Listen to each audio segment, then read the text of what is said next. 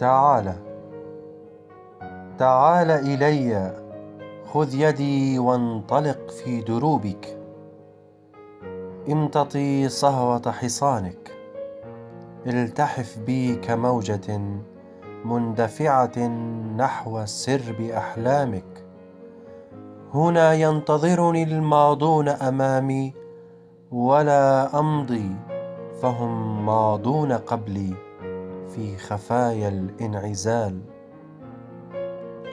تعال تعال واقرأ علي السورتين، لأتحمم عطرا ونورا.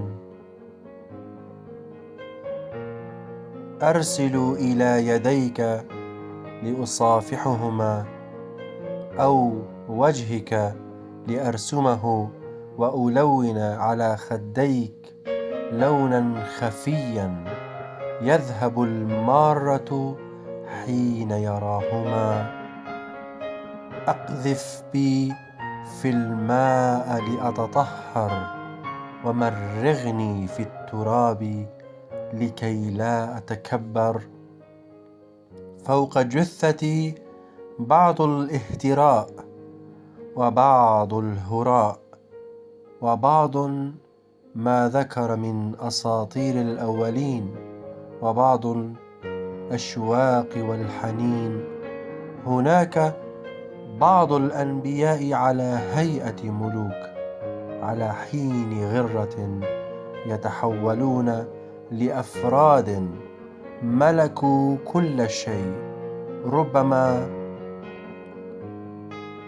قتلوا، ربما صلبوا، ربما انتحروا، وكتب الماضون فوقهم نيران أحقادهم.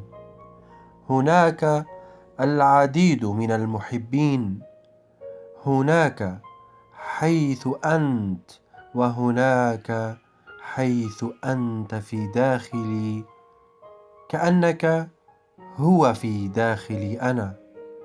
لست أعلم مدى علمك، ولست أعلم مدى حماقتك. ترجل عن صهوة حصانك.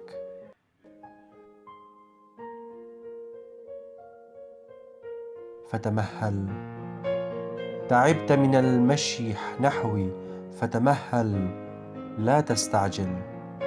تعال واحملني على كتفي، لأحمل نفسي على نفسي، وأنظر في نفسي على نفسي مذهولا في خمر عشق الألوهية. كفرت بآلهتكم المرعبة، كفرت بالكفر الذي تكفرون به. لا تختلط النبيذ مع الماء، فقد يكفر الماء، وقد يمحى ذنوب كل قطراته. دع نشوة كل شيء في حال سبيله. تعال، خذ يدي وانهض، خذ يدي وانهض فوق لهيب فؤادي. مسيرة 7 سنوات غريب في عقر داري، كأني في داري ولا أدري إني أداري. غريب في فنائي، في اشتياقي، في انسيابي، في غيابي، في شبابي. عنكبوت خيم في قلبي، وجعل مسكنه في أحلامي وكلامي وأفكاري وأوهامي، في صراطي وانعواجي. أريدك أن تقف ولو لوهلة، ولو لرمشة عين. دعني أصفك من هنا، دعني أبحر فيك. أريد الوضوء في شطآن عينيك، ومرافئ حول خصرك، وجدال مذهبي فوق صدرك، يقتتلان حتى يسلمان. يصارع الموت في انسياب الموتى نحو الانتظار اللامنتظر. يحدث نفسه ها هنا. أين أنت؟ أنا في الأنا. كيف ولدت؟ من براعم أمي المنتظرة فوق الرصيف المغطاة بالرياح الشمالية. كيف تهوى؟ أهوى كل شيء، حتى نوم عيوني ونوم السنوات التالفة في عثراتي.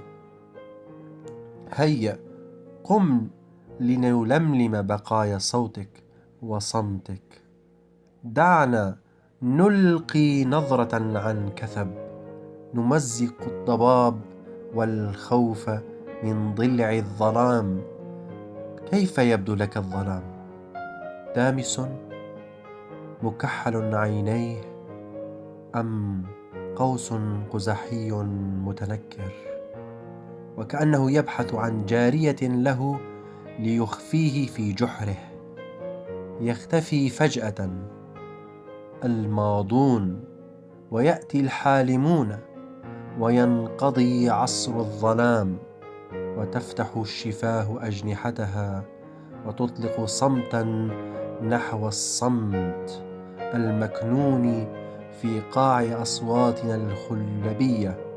ومن ثم تتناثر كل شيء في برهة، ويرفع الستار